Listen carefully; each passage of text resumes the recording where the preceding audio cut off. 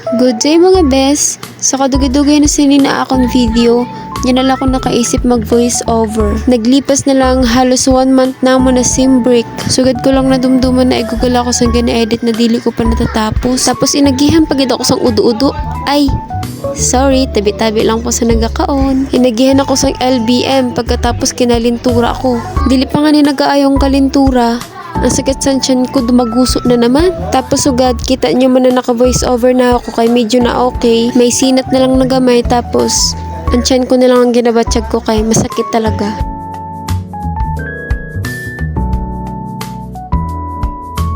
Sugad nga na medyo okay ng pamatsyag ko. Matatapos ko na akong mini vlog. So, again and again, adi na naman ako dito sa Osmeña. Then last na naman yun na pagkita kay Masim Break nga ni. Inudong ko nga din yung pag-video ko kay may nakita ko na ate sa ulo ni Ina.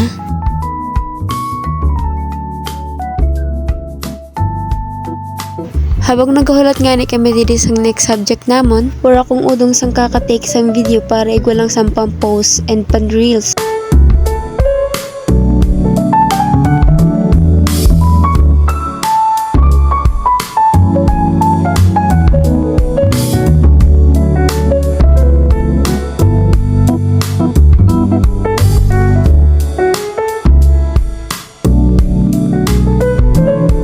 While waiting sa susunod na kabanata ng buhay, huy, sa susunod na kabanata ng buhay, may maka, nagkaturuwad-tuwad na nga na din yung pag-video ko, sang kadaldal ko.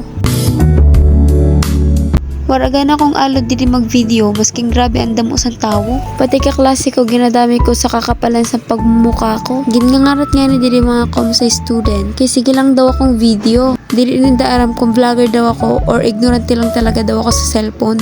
Huy! Ma-attendance lang gani. So kay ma-attendance man lang daw gali. Let's go to the next subject. Kung kumsay ka nga ni hayahay ang buhay mo. Pero sabog ang imuutok sa mga topic about programming, cabling, wiring, mathematics, etc. Ay putang ina. Kalipong ba sa bungo?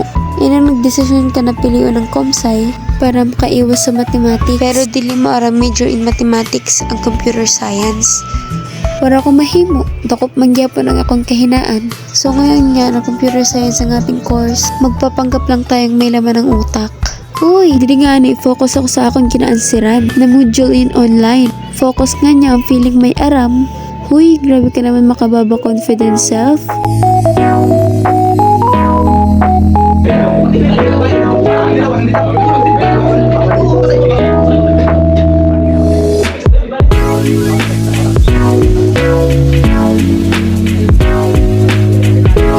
So matapos ang mahabang usapan, waiting sa 5 to 6 PM na subject at nagsimula na naman ang aking vlogging era. Video here, video there, video everywhere. Nadakpan ko na naman gali diri si Ina. Naguruganda niya lalo na pag nakaduko. Charot. Kag may nakita gala ko diri na ginlandingan sang spaceship. Uy, gibukad lang na self. Grabe ka naman maka-overthink.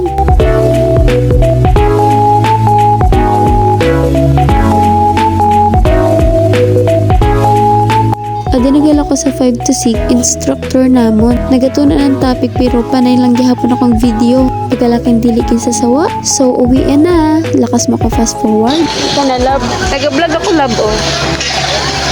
Hindi natin makita ang mundo because madiram na ang mundo. Kaya wala man nga na kami 6 to 7 na subject, di nagdiretso na ko pa uli. Habang nagalakat nga na kami dito sa field, ang mga eduk student nag-aayos ng stage for tomorrow event.